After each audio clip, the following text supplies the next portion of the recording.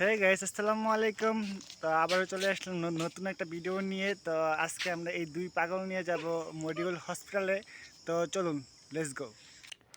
গ্রামের দৃশ্য দেখতে কার না ভাল লাগে, তার মধ্যে বৃষ্টির দিন এরকম দেখতে। রাস্তাঘাট তো বৃষ্টিতে পানিতে ভরেই গেছে। তো এটা হচ্ছে সুমাইয়ার, এটা হচ্ছে আমি। Hi guys. তো এখন যাব আমরা মডিউল হসপিটালে। দেখেন গাইস, পানি কত ভরে গেছে। তো যে কথা বলতেছিলাম, এখন যাব আমরা মডিউল হসপিটালে। ঈদের দিন থেকেই মানে শরীরটা কিরকম লাগতেছে। তো এখন তিনজন বের হয়েছি, মডিউল হসপিটালে যাব। ডাক্তারের সাথে পরামর্শ করে কিছু মেডিসিন নেব, তারপর চলে আসব। গাইস বলে রাখি, আমরা হচ্ছে গ্রামে আছি। তো গ্রামে এত বড় হসপিটাল মানে মডিউল হসপিটালটা হচ্ছে নতুন হয়েছে। তো কিছুদিন হয়েছে আর কি। তো এখন যাব ওই মডেল হসপিটালে। তো গ্রামের মধ্যে এত সুন্দর এত বড় একটা হসপিটাল হয়েছে, গ্রামের লোকদের জন্য অনেক সুযোগ সুবিধা হয়েছে আর কি।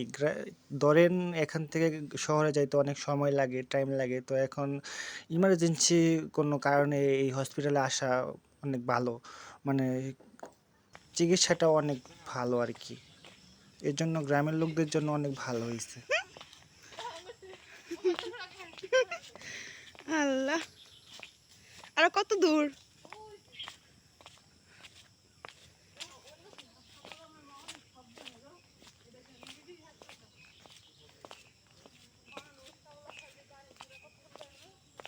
তোমাকে এটা তো অনেক গ্রাম ছাড়ে না, এর জন্য বুঝো না কে।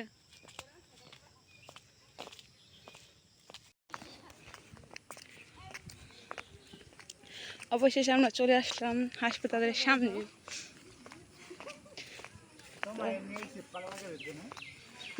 দেখা যাবে না কারে নিয়ে এসি। ছুটি, ঈদের ছুটির দিন, মানে ঈদের ছুটির সময়, তো তার জন্য মানুষজন অনেক কম।